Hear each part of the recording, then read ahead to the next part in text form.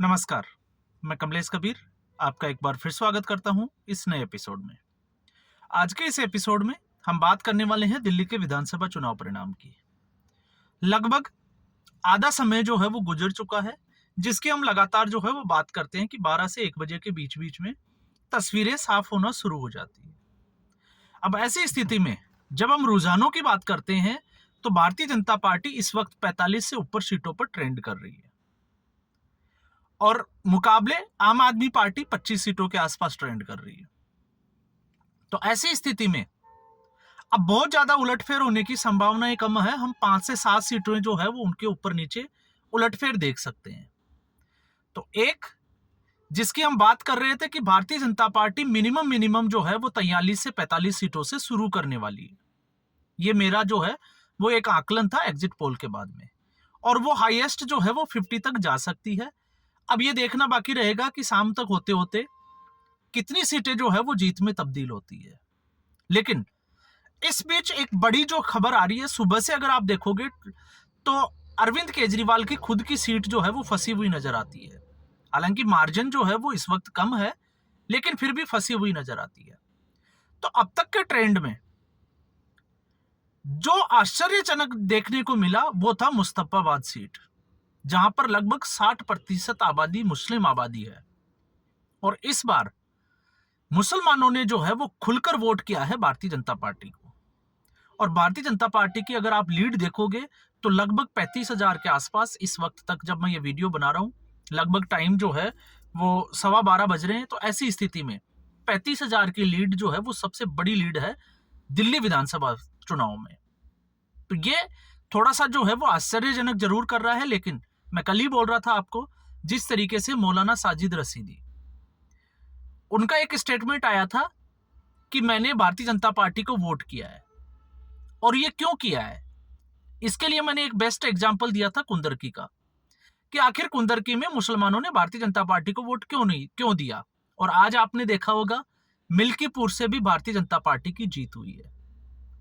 तो मायने साफ है, क्योंकि अब इनको पता है कि दिनों तक, ज्यादा समय तक भारतीय जनता पार्टी से आप दूर रह नहीं सकते। जिस तरीके की छवि बनती आ रही है, अब आप इसको डर कहिए या कुछ भी कहिए, तो आपको मुख्य धारा में आना ही पड़ेगा, वरना आप बहुत पीछे छूट जाओगे। ये एक कारण बन सकता है।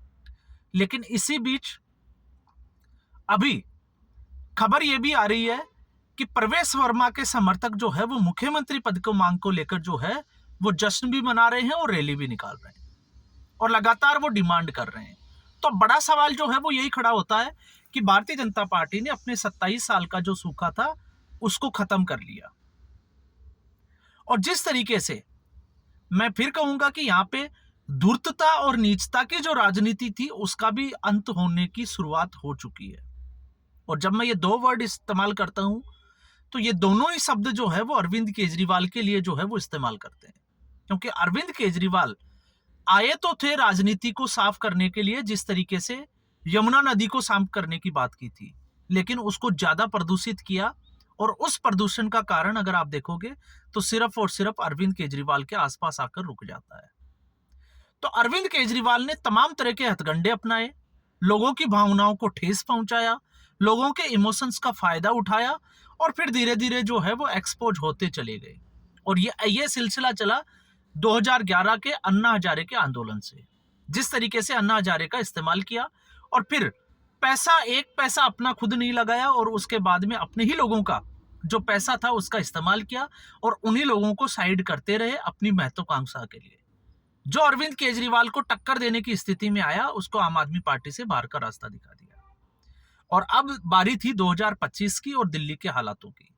तो अब एक बात तो साफ है कि भारतीय जनता पार्टी सरकार बना रही है और आम आदमी पार्टी का सूफड़ा साफ है। अब जब हम मुख्यमंत्री की बात करते हैं तो हालांकि भारतीय जनता पार्टी जो है वो चौंकाती है, वो किसको मुख्यमंत्री बनाएगी ये जो है वो कोई सोच भी नहीं सकता। और अब उम्मीद भी ये लगाई जा रही है कि अरविंद केजरीवाल अगर अपनी सीट हार जाते हैं तो प्रवेश वर्मा प्रबल दावेदार हो जाते हैं। ये सबका जो है वो मानना भी है। लेकिन मुझे लगता है कि अरविंद केजरीवाल को अगर सीट हारने के बाद में प्रवेश वर्मा को मुख्यमंत्री बनाया जाता है, इसके बजाय मुख्यमंत्री पद का जो है प्रबल दावेदार माना जाना चाहिए मनजिंदर सिंह सिरसा को। अब आप यहाँ पे जो है वो मेरी इस बात से सहमत हो भी सकते हैं, नहीं भी हो सकते हैं, लेकिन मैंने मनजिंदर सिंह सिरसा का नाम क्यों लिया? मैंने मनजिंदर सिंह सिरसा का नाम इसलिए लिया क्योंकि भारतीय राजनीति में भारतीय जनता पार्टी की सबसे कमजोर कड़ी है पंजाब।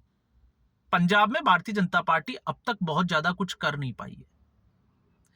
ऐसी स्थिति में भारतीय जनता पार्टी को एक ऐसे सिख चेहरे की जरूरत है, ऐसे टर्बन वियर चेहरे की जरूरत है जो किसी ना किसी स्टेट को या किसी ना किसी वो कैपिटल ही हो या यूटी हो, उसको वो रिप्रेजेंट करे और पंजाबियत को एक मैसेज देने की कोशिश करे कि भारतीय जनता पार्टी भी जो है वो इस तरीके के स्टेप ले सकती है। ये मेरा पर्सनल आकलन है। और ये क्यों है?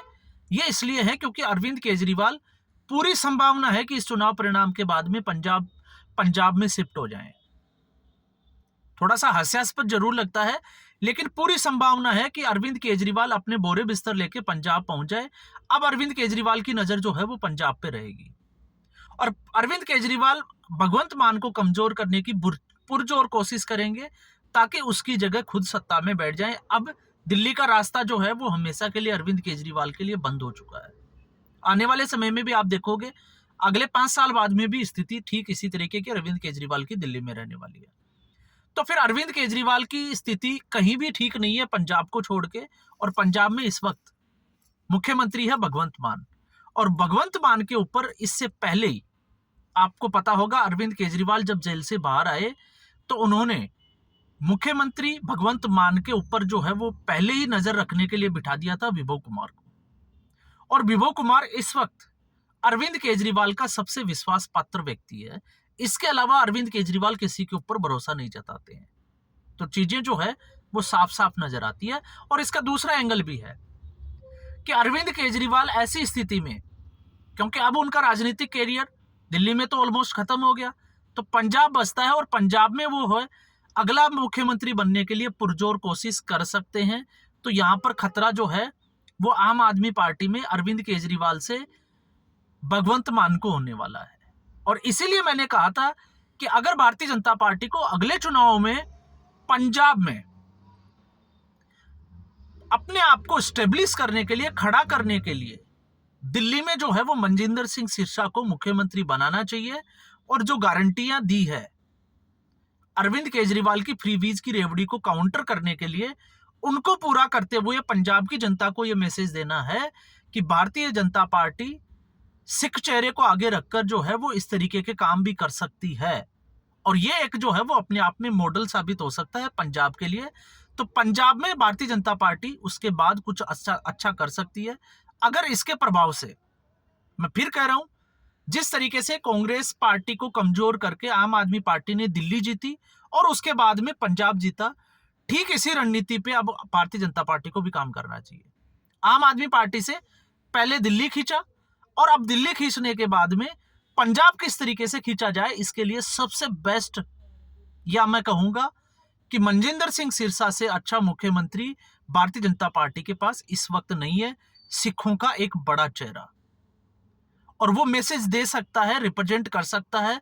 हाँ, इसमें एक संभावना यह भी कर सकती है भारतीय जनता पार्टी कि मनजिंदर सिंह सिरसा को मुख्यमंत्री बनाए और जब पंजाब के चुनाव हो तो मनजिंदर सिंह सिरसा को पंजाब के मुख्यमंत्री के चेहरे के रूप में पेश कर दे और दिल्ली में अपना मुख्यमंत्री का चेहरा बदल दे।